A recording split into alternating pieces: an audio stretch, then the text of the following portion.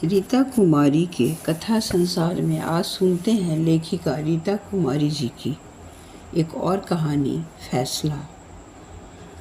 कहानी सुनाने से पहले हमेशा की तरह आप सबों से अनुरोध है कि इस चैनल को सब्सक्राइब नहीं किए हैं तो सब्सक्राइब कर ले, लाइक कर ले और अपने विचार लिखना तो बिल्कुल न भूलें। आपके विचार ही हमें बताते हैं कि आपको हमारी द्वारा सुनाई गई कहानियाँ कितनी पसंद आती है। तो चलिए सुनते हैं लेखिका रीता कुमारी जी की एक और कहानी, फैसला। गेट में घुसते ही सामने फैले लंबे चौड़े लॉन में लगे भव्य और कलात्मक पंडाल को देख सुगंधा भी प्रभावित हुए बिना न रह सकी।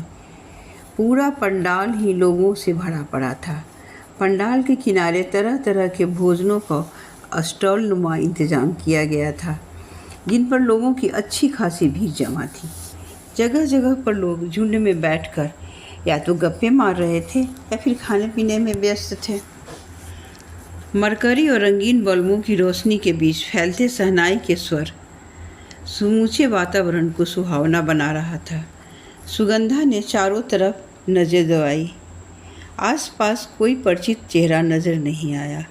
वैसे भी सुगंधा आज पहली बार दिल्ली सौरभ के ममेरे भाई के रिसेप्शन पार्टी में आई थी, इसलिए ज़्यादातर लोग परिचित नहीं थे, तो उसे भी आशा कम ही थी कि कोई परिचित लोग उसे मिलेंगे। नए जोड़े से मिलने और उपहार देने के बाद अभी वह अपने को कहीं व्यवस्थित करती, उसके पहले सौरभ भी कहीं भीड़ में गुम हो गया।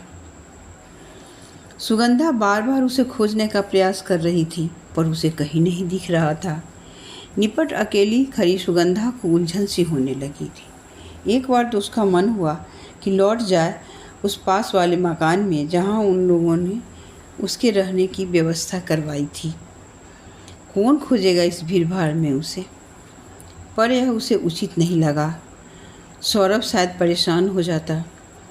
एक लंबा निश्वास छोड़ सुगंधा भीड़ में निकलकर पीछे की तरफ जाने वाले लॉन में आ गई। यहाँ काफ़ी शांति नज़र आ रही थी। उसी के तरह के इक्का दुक्का शांति प्रिय लोग इधर उधर फैले कुर्सियों पर बैठे सामने वाले लॉन से आ रहे शहनाई की आवाज़ का लुत्फ़ उठा रहे थे। सुगंधा को भी ज़्यादा शोर शराबा पसंद नहीं था। भीड़ भरे जगहों में वह हमेशा कतराती और कहीं भी शांति जगह में ही अपना स्थान ढूंढती बैठने के लिए। जितना ही वह इन जगहों से दूर भागती, उतना ही सौरभ को यह सब पसंद था। पार्टियां उसके जीवन के अहम हिस्से थे। उसे नए नए लोगों से मिलना और बातें करना काफ़ी पसंद था। लॉन में इधर उधर देख अपने लिए एक एकांत कोना तलाश कर ही रही थी कि सामने खंभे के पास खड़े व्यक्ति के चेहरे की झलक ने उसे चौंका दिया। अपना शक दूर करने के लिए वह थोड़ा और करीब आ गई थी, पर शक की कोई गुंजाइश नहीं थी। वह मयंक ही था, जो सामने लगे सजावटी बल्बों को निहारते हुए जाने किस दुनिया में खोया हुआ था। अवाक रह गई थी सुगंधा किस्मत के इस खेल पर। थोड़ी देर के लिए उसे लगा सारी दुनिया ही थम सी गई है और पहलू में धड़कते दिल को संभालना उसे मुश्किल हो रहा था। पूरे 15 वर्षों के अंतराल के बाद वह मयंक को देख पा रही थी, पर समय के इस लंबे अंतराल ने उसमें कभी कुछ नहीं बदला था। वही छरहरा बदन, मुस्कुराता हुआ चेहरा। समय सिर्फ उसके बालों को छूकर निकल गया था। बालों पर जहाँ तहाँ सफ़ेदी झलक रही थी। मुड़ते ही मयंक की नज़र भी सुगंधा पर पड़ी और एकाएक सुगंधा को अपने सामने पा वह स्तब्ध रह गया था। उसके चेहरे पर आता जाता रंग बता रहा था कि वह भी अपनी आंखों पर विश्वास नहीं कर पा रहा था कि वह सुगंधा ही है। सुगंधा, तुम यहाँ कैसे आई? कब आई दिल्ली से? क्या तुम्हारे पति का यहाँ ट्रांसफ़र हो गया है? एक ही सांस में उसने कई प्रश्न पूछ लिए थे। उसकी आवाज़ में आश्चर्य और उत्सुकता स्पष्ट झलक रहे थे, पर मयंक की आवाज़ की सरलता और मिठास पहले की तरह ही कायम था, जिससे सुगंधा ने भी अपने आप को काफ़ी हद तक संभाल लिया था। पर आवाज़ की लड़खड़ाहट शब्दों में झलक ही आया था। नहीं, तबादला नहीं हुआ है। यह सौरभ के मामा जी का घर है और हम शादी में आमंत्रित हैं। अच्छा, कैसी हो? ठीक हूँ, अपनी कहो। तुमने शादी कर ली या? सुगंधा चाहते हुए भी अपनी उत्सुकता को रोक नहीं पाई। किसी ने खुद को बेगाना बना इंतज़ार करने का अवसर ही नहीं दिया तो शादी करनी ही पड़ी। माँ पापा का इकलौता आशाओं का जो केंद्र था। अभी इतनी बातें ही हो पाई थी कि खूबसूरत सी आधुनिका वहाँ आधम की। इतनी देर से कहाँ गायब थे? जल्दी चलो, सब लोग तुम्हारा इंतज़ार कर रहे हैं। वह लगभग मैंग को खींचते हुए वहाँ से ले जाने लगी। रुको यार, यहाँ क्या कर रही हो? मैंग अपने आप को उससे छुड़ाते हुए बोला। Meet my classmate Sugandha. अचानक आज हम बरसों बाद मिल गए हैं। कॉलेज के दिनों में हमारी अच्छी निभती थी। यह भी साहित्यिक अभिरुचि की है। पर उसकी बीवी को फुर्सत ही कहाँ था बात सुनने का। फिर सुगंधा से बोला, यह मेरी पत्नी सुकन्या है। सुकन्या शायद बहुत जल्दी में थी, उसे फुर्सत ही नहीं थी। उसने यंत्रवत अपने दोनों हाथ जोड़ दिए और मैंग को थामे हवा के झोंके की तरह जैसे आई थी वैसे मैंग को लिए हुए चली गई। एक बार फिर अब निपट अकेली खड़ी सुगंधा देखती रह गई थी, ठीक वैसे ही जैसे आज से 15 वर्ष पहले मैंग उससे दूर हो गया था और वह चाह कर भी कुछ नहीं कर सकी थी। बस चुपचाप टुकुर टुकुर उसे देखती रही थी और देखती रही थी नियति के खेल को। जिंदगी भी जाने कैसे कैसे रंग दिखाती है। जिस अतीत को अपनी ज़िंदगी की राहों पर हमेशा हमेशा के लिए पीछे छोड़ आई थी, आज मृग तृष्णा बन स्वयं उसके सामने आ खड़ा हुआ था। आदमी चाहे कितनी भी कोशिश कर ले, क्या कभी अपने अतीत से पीछा छुड़ा सकता है? यादों की एक खरोच ने उसके सारे घाव हरे कर दिए। आज यह मेरी सहपाठी सुन सुगंधा के कलेजे में टीस सी उठी थी। सिर्फ सहपाठी और कुछ नहीं। एक समय था जब कुछ उसकी मुट्ठी में था, तब उसने सब कुछ रेत की तरह मुट्ठी से जानबूझकर फिसल जाने दिया। अब जबकि उसके रिश्ते मुट्ठी में कुछ भी नहीं था, वह टीस कैसी। आज भी उसे वह शाम याद है जब वह कई दिनों के कशमकश के बाद अंततः उसने मैंग से शादी न करने का फैसला किया था। तब उसके फैसले ने उसके साथ साथ मैंग के पूरे अस्तित्व को भी झकझोर दिया था। मैंग ने उस पर भरपूर दबाव डाला था वो अपना फैसला बदलने के लिए, पर सुगंधा टस से मस नहीं हुई थी। सच पूछो तो वह फैसला भी उसका कहाँ था। वह तो भैया और पापा का फैसला था जिसे उसने अपना दायित्व समझकर सिर्फ निभाया था। तब उसने अपने सुखों से ज़्यादा पापा और भैया के सुखों की अहमियत दी थी। अपने परिवार के सुखों की रक्षा और समाज से जोड़े रखने की कीमत दी थी। पापा और भैया ने बचपन से ही उसे इतना प्यार और मान दिया था कि उसके जीवन के सबसे सुखद पड़ाव पर उनके विश्वास को धोखा देना उसके बस में नहीं था। उनके अंदर नफ़रत का जहर भरने के बदले उस जहर को उसने अपने ही जीवन में भर लिया था। फिर उसके सामने अपनी 2 छोटी बहनों के भविष्य का सवाल था जो उसके अंतरजातीय विवाह से तहस नहस हो सकता था। आज दुनिया ने चाहे जितनी तरक्की कर ली हो, पर जातियों में बटा हमारा समाज आज भी 18वीं शताब्दी में जी रहा है। वैसे भी घर बार त्याग कर परिवार के सभी सदस्यों को दुखी कर मैंग के साथ कभी भी सुखी वैवाहिक जीवन नहीं व्यतीत कर सकती थी। जिंदगी हमेशा मन मुताबिक तो नहीं मिलती, सबको कहीं ना कहीं समझौता तो करना ही पड़ता है।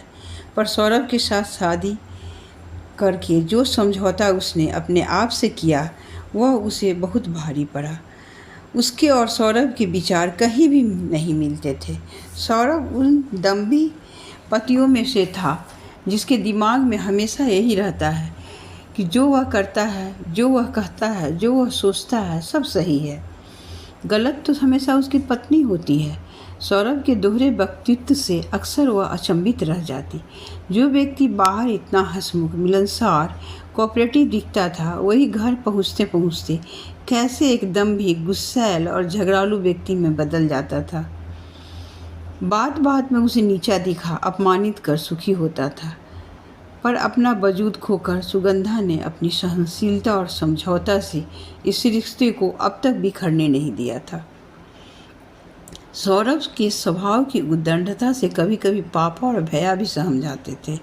सुगंधा के दुखों का एहसास कर अक्सर ऐसे वक्त में उनके चेहरे पर सुगंधा को पछतावा की परछाई स्पष्ट दिखाई देती थी, जिसमें मयंक जैसे सुशील लड़के को खो देने का गम भी शामिल होता था। न जाने क्यों उन क्षणों में सुगंधा को एक अजीब सी आत्मसंतुष्टि मिलती थी। चलो, पापा और भैया को अपनी गलती का एहसास तो हुआ। अपनी ज़िंदगी के उलझनों में उलझी सुगंधा समय के साथ धीरे धीरे मयंक की यादों से दूर होती चली गई थी। पर मयंक के यूं मिल जाने से वर्षों का समन किया हुआ उसका मन आज फिर चंचल होने लगा था। बचपन से लेकर कॉलेज तक की न जाने कितनी यादें उसके मन पर दस्तक देने लगे थे। उसके और मयंक के घरों के बीच बस एक सड़क का ही तो फासला था। वह अलग बात है कि उसका घर कोठीनुमा था और मयंक का अपने परिवार के साथ 2 कमरों के फ्लैट में रहता था। उसके पिता सिंचाई विभाग में ऊंचे ओहदे पर थे, जबकि मयंक के पिता एक सरकारी ऑफिस में मामूली से किरानी थे। पर मयंक की गिनती कॉलेज के मेधावी छात्रों में होती थी और सभी का विश्वास था कि एक दिन जरूर वह अपने माँ बाप का नाम रोशन करेगा। भले ही दोनों परिवार के बीच आर्थिक स्थिति में काफ़ी अंतर था, पर दोनों परिवार के बीच अच्छे संबंध थे। मयंक और सुगंधा दोनों ने स्कूल से लेकर एमएससी तक की पढ़ाई साथ साथ पूरी किए थे।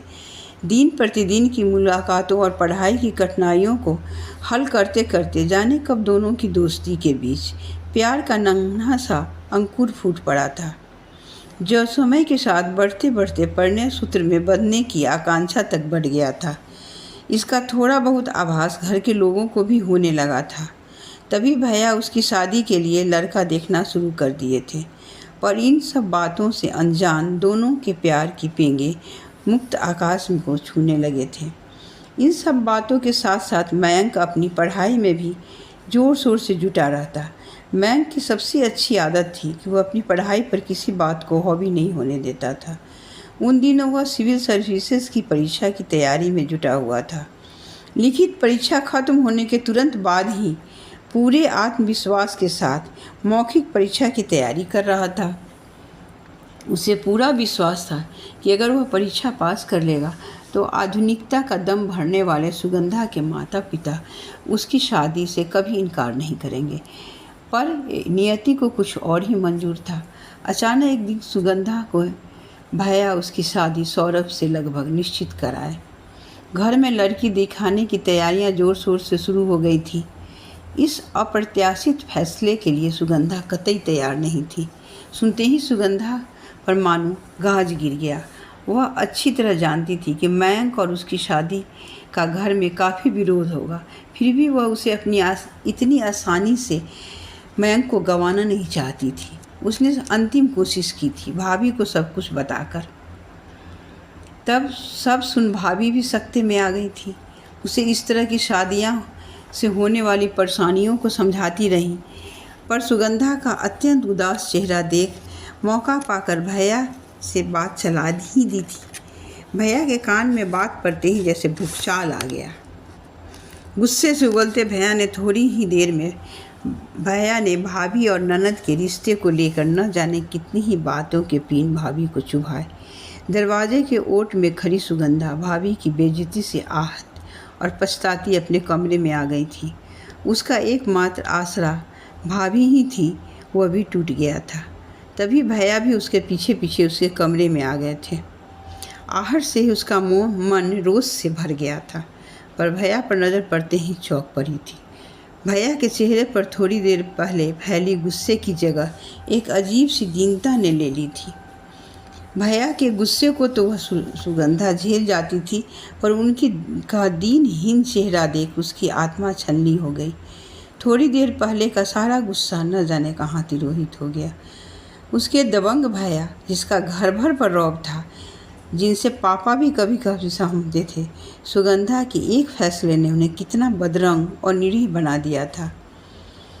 भैया बैठे उसे घंटों समझाते रहे थे, पर सुगंधा के बोल नहीं फूटे थे। भैया के विनीत भाव, कमरे के दरवाजे पर खड़ी अम्मा के चेहरे की बेचैनी और बहनों के अंधकारमय होते भविष्य ने उसे अपना फैसला बदलने पर मजबूर कर दिया था। सारे अपने को दुखी कर वह कैसे सुखी रह सकती थी। जब उसने अपना फैसला मयंक को सुनाया था, वह भी कम आहत नहीं हुआ था। सुगंधा, मुझे यूं अकेला छोड़कर मत जाओ। तुम्हारे बिना मेरे जीवन का कोई अर्थ नहीं है। वह लगभग रो पड़ा था। थोड़ा शांत होने पर सुगंधा को बहुत तरह समझाया था कि समय बहुत बदल गया है। जितना भयंकर परिणाम वह अंतर्जातीय विवाह का सोच रही है वैसा कुछ भी नहीं होगा, पर सुगंधा अपने फैसले पर अडिग रही। मयंक को अपना फैसला सुनाने के बाद उसने कभी भी पलटकर फिर मयंक के घर की तरफ नहीं देखा। मयंक पर क्या गुजरी, कैसे अपने को संभाला, यह भी बताने वाला कोई नहीं था। पापा ने भी जाने क्या सोचकर उसकी शादी कानपुर से करने का फैसला किया था, जहां सौरभ का पुश्तैनी मकान था। फिर जल्द ही पापा ने अपना तबादला भी दूसरे शहर में करवा लिया। पटना छोड़ते छोड़ते वह लोग सिर्फ इतना ही जान पाए थे कि मयंक सिविल सर्विसेज में चुन लिया गया था और ट्रेनिंग के लिए गया हुआ था। 15 वर्षों बाद यूं मुलाकात हो जाएगी, उसने कभी सोचा भी नहीं था। वहाँ से करीब करीब सभी लोग जा चुके थे। वह भी जल्दी से जल्द अपने कमरे में लौट जाना चाहती थी, जहाँ वे लोग ठहरे हुए थे। सौरभ को खोजती सामने वाले पंडाल में पांव रखते ही उसकी नज़र मयंक पर पड़ी, जो अपनी पत्नी के साथ लोगों से घिरा बातें करने में व्यस्त था।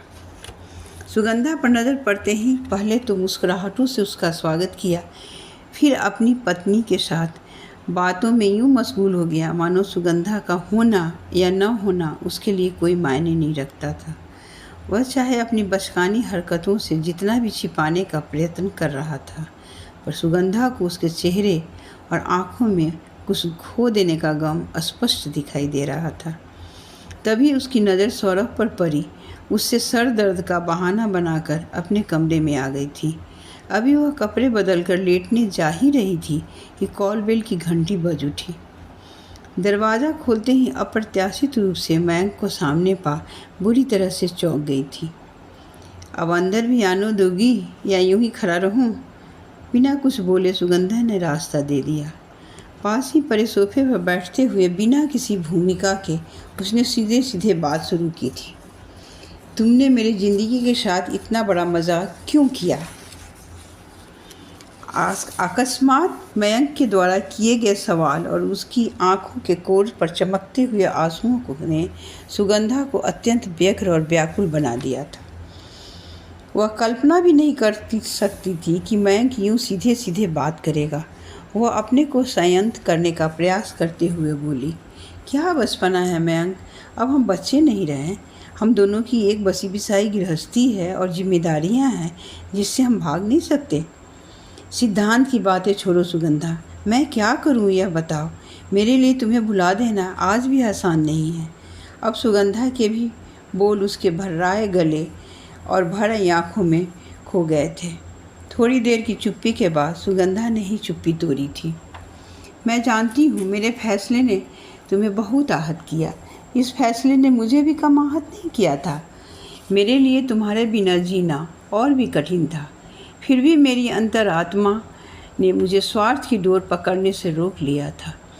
उस समय अपने कर्तव्य के पलायन और अपनों को आहत करने का साहस मैं नहीं जुटा पाई थी। ऐसा नहीं था कि मैंने प्रयास नहीं किया।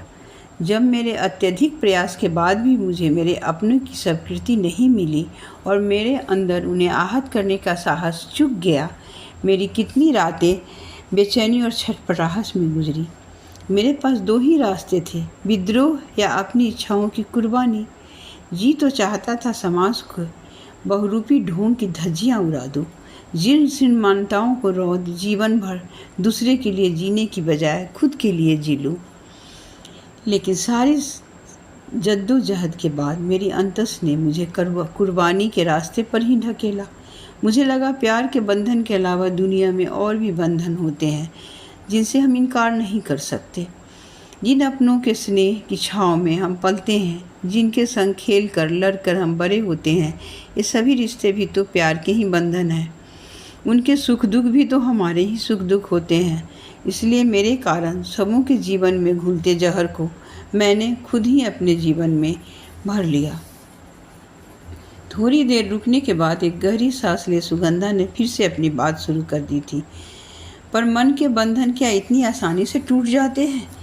मेरी समझ में शारीरिक आकर्षण से परे प्यार एक एहसास है, एक इबादत है, एक दुआ है, एक पूजा है जो हमेशा मन के कोने में सुखद एहसास बन सुरक्षित रहता है, जो सहजता से जीवन में के फैसले लेने और निभाने का साहस देता है। आज मेरे जीवन में भी मेरी कुर्बानी, मेरा प्यार ही जीवन जीने की शक्ति देता है। अपने अंदर प्रस्फुटित उस शक्ति के बलबूते पर मैंने जीवन में आगे विषम परिस्थितियों को झेला है। सिर्फ तुम्हारे प्यार के सहारे, तुम्हारे प्यार की शक्ति से ही मैं आगे अपने जीवन की कठिनाइयों को सुलझाया है, जिसका तुम्हें एहसास भी नहीं होगा। आज तुम्हें देखकर न मेरे दिल के तार झंझनाए, न ही मेरे दिल में कोई घंटी बज रही है। फिर भी यह सोचकर मेरी आंखें भर आई हैं कि आज भी तुमसे ज़्यादा अंतरंग मित्र और मुझे समझने वाला इस दुनिया में दूसरा कोई नहीं है। यह विश्वास शायद उसी अछूते प्यार का एहसास है। आज का सत्य यही है कि ढेर सारी कमियों के बावजूद मैं अपने पति और बच्चों से बेहद प्यार करती हूँ। इतने दिनों के वैवाहिक जीवन में चाहे जितनी कमियां रही हों, फिर भी एक अटूट विश्वास का रिश्ता जरूर कायम हो गया है, जिसे तोड़ने का साहस हम दोनों में से कोई नहीं कर सकता है।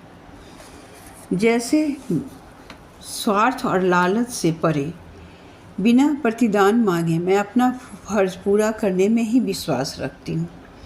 वर्षों पहले अपने द्वारा लिए गए फैसले की अबूझ पहेली के सूत्र मैंग के हाथों में थमा वह एकाएक चुप हो गई थी। थोड़ी देर तक एक सन्नाटा सा उन दोनों के बीच व्याप्त रहा। अब तक निढाल से बैठे मैंग का दुखी और क्लांत चेहरा काफ़ी कुछ सहज हो चला था। थोड़ी देर पहले आंखों में छाया दर्द पिघलने लगा था।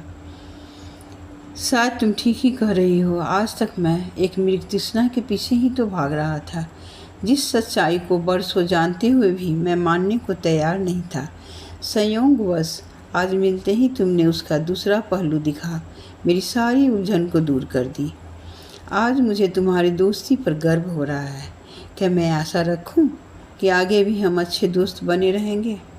कुछ देर पहले मैंग की आवाज़ में जो दर्द की छुअन थी गायब हो चुकी थी। क्यों नहीं, आज और इसी वक्त से हम अपनी टूटी हुई दोस्ती की नई शुरुआत करेंगे। तभी वहाँ सौरभ भी आ गया था और सुगंधा उसे गर्व के साथ मैंग से मिलवाने लगी थी। इनसे मिलो, यह मेरे सहपाठी और यहाँ के कमिश्नर हैं, मैंग अग्रवाल। धन्यवाद। अभी आप सुन रहे थे रीता कुमारी जी की कहानी फैसला।